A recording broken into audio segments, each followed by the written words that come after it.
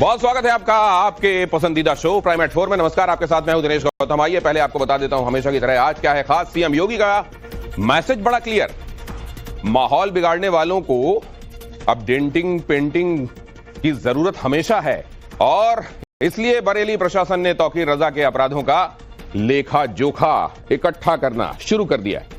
जयपुर में सरेआम दबंगई, दुकान में घुसकर मारपीट, यहां क्या हुआ है पूरी खबर आपके सामने रखूंगा।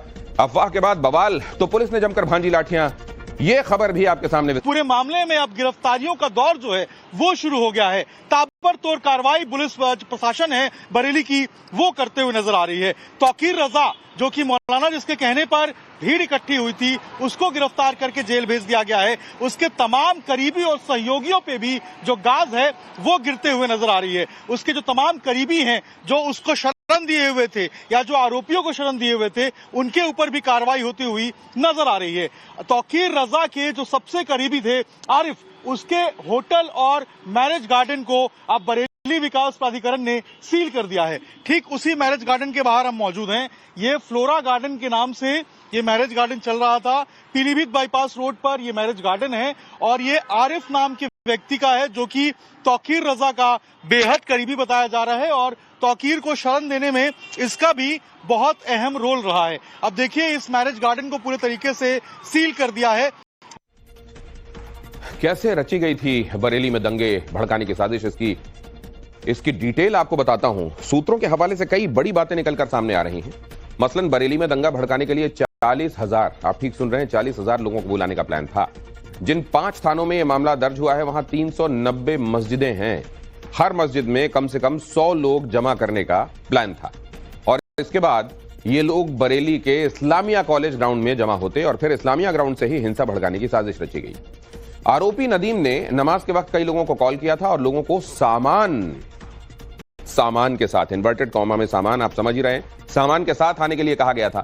भीड़ को बुलाने के लिए व्हाट्सएप ग्रुप और फेसबुक पेज का इस्तेमाल किया गया था। पुलिस को अब तक ऐसे 5 व्हाट्सएप ग्रुप मिले हैं।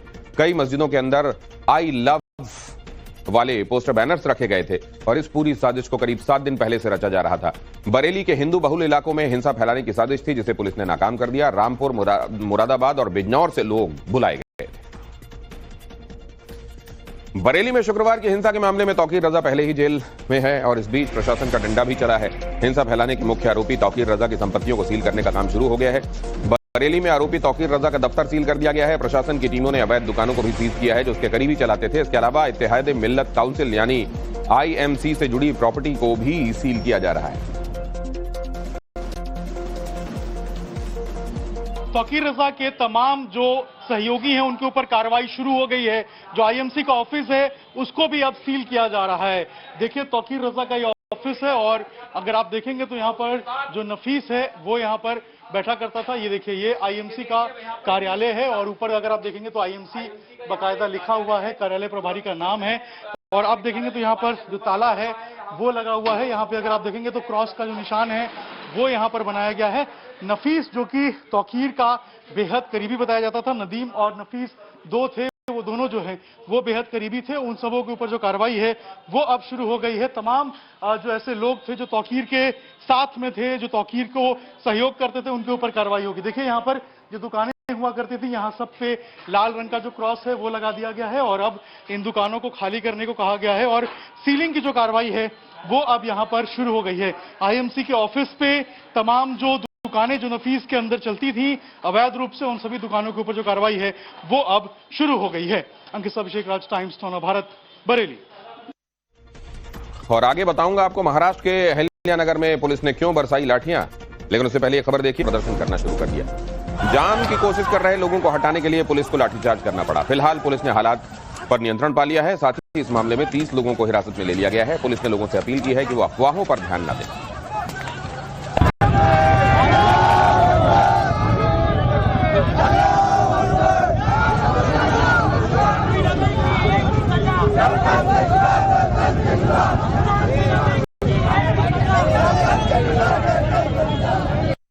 अहिल्यानगर में बवाल पर सीएम फडणवीस का बयान सामने आया है कि सामाजिक ताना बाना बिगाड़ने की कोशिश हुई है। फडणवीस ने कहा, क्या इस सब के पीछे कोई षड्यंत्र है? मैं इतना ही कहना चाहूँगा कि जिस प्रकार से ये सारे अलग अलग प्रकार के बोर्ड्स लग रहे हैं या बाकी चीज़ें चल रही है, एक प्रकार से ये भी देखना पड़ेगा कि क्या इसके पीछे कोई साजिश है, क्या कोई यहाँ पर जो हमारा सामाजिक ताना बाना है उसको एक प्रकार से उधेड़ने का प्रयास कोई कर रहा है क्या, इसको भी ध्यान में लेना पड़ेगा। और कप्तान सूर्यकुमार यादव का जीत के बाद पहला बयान आया, पाकिस्तान को धूल चटाने के बाद पहला इंटरव्यू, और उसके बाद हनुमान जी और उनके साथ वानर सेना ने जमकर नृत्य किया। और ये तस्वीर बताती है कि पाकिस्तान को हराने में हर भारतीय को कितनी बड़ी खुशी और कितना बड़ा सुकून मिलता है।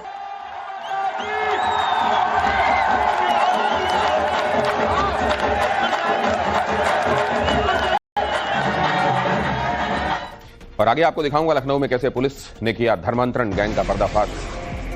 किस बहाने कराया जा रहा था ये धर्म परिवर्तन, ये भी जरूर देखिएगा। भोले नाबालिग बच्चे, महिलाएं और अनुसूचित जाति जनजाति के लोगों को अपने ही खेत पे एक बड़ा हॉल नुमा इन्होंने कमरा बना रखा है, जिसमें कि उनको चमत्कारिक रूप से ठीक करना, उनका इलाज करना की बातें और वादा करके उनको छल कपट द्वारा उनका धर्म परिवर्तन कराते हैं। इसमें इनकी हमने गिरफ्तारी सुनिश्चित की है और ये पिछले 2 वर्षों से कर रहे हैं। साथ ही साथ ये अपना प्रचार प्रसार जो है वो हिंदी माध्यम में करा करते थे और एक व्हाट्सएप ग्रुप इन्होंने बना रखा है यीशु चंगाई सभा के नाम से, जो कि यहाँ के भोले जो महिलाएं हैं, नाबालिग बच्चे हैं, ये हमारे उत्तर प्रदेश विधि विरुद्ध धर्म सम परिवर्तन प्रतिषेध अधिनियम 2021 में जो पारित हुआ है उसमें ये वैधानिक है। और पाकिस्तान के खिलाफ ऑपरेशन सिंदूर में ब्रह्मोस ने पाकिस्तान के एयरबेसेस तबाह किए थे, तो भारतीय ड्रोन ने पाकिस्तान में आतंकियों और आर्मी ठिकानों पर हाहाकार मचाया था।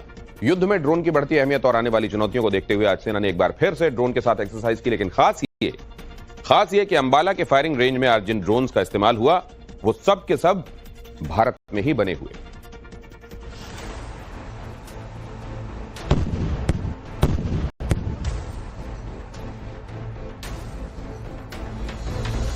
अगर एक साथ दुश्मन कई ड्रोन से अचानक अटैक कर दे तो उससे कैसे निपटना है, अंबाला के नारायणगढ़ फायरिंग रेंज में आज भारतीय सेना ने इसकी प्रैक्टिस की। एक तरफ दुश्मन की तरफ से आने वाले ड्रोन के हमले जैसा माहौल बनाया गया, तो दूसरी तरफ डिफेंस में काउंटर ड्रोन की दीवार खड़ी की गई और फायरिंग रेंज में माहौल पूरा युद्ध जैसा हो गया। एक तरफ से ड्रोन बम गिरा रहे थे, दूसरी तरफ काउंटर ड्रोन उसे मार गिरा रहे थे।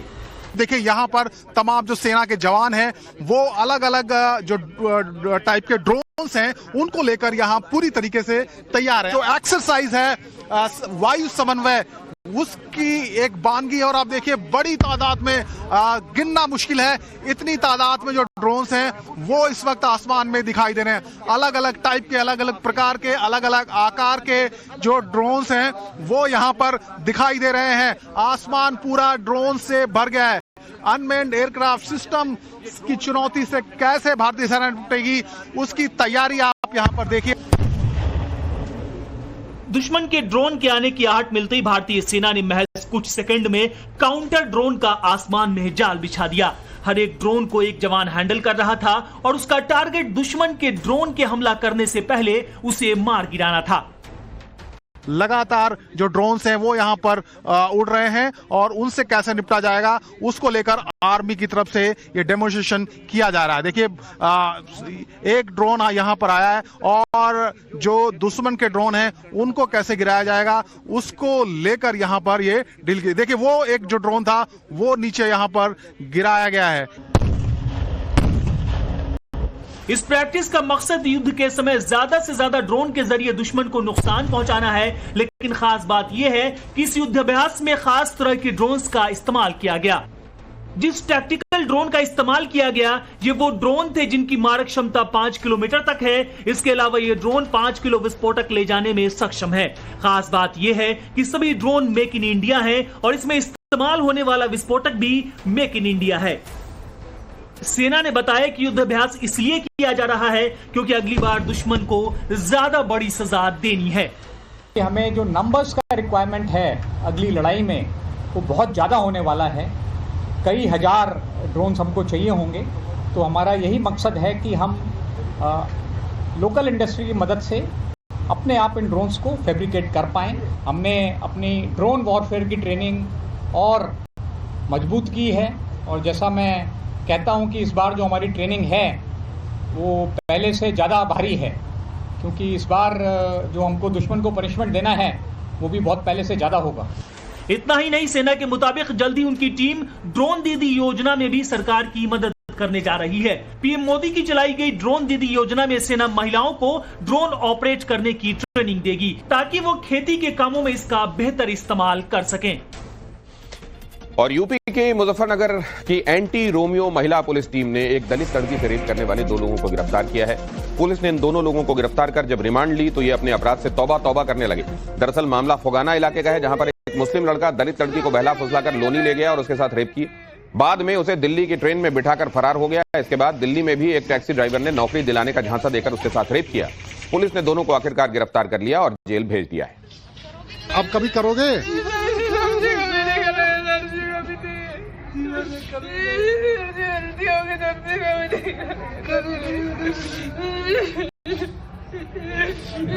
गलती हो गई सर जी।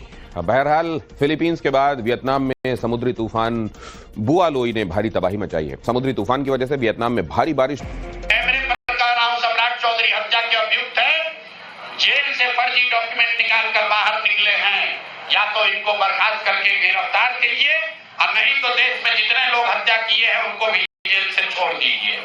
ये हालात है, ये डॉक्यूमेंट है आपके सामने। ये सम्राट चौधरी का इलेक्शन एफिडेविट है जिसमें 2020 में उन्होंने अपने आप को 51 साल का बताया है। मेरे पत्रकार राव सम्राट चौधरी हत्या के अभियुक्त है, जेल से फर्जी डॉक्यूमेंट निकाल कर बाहर निकले हैं।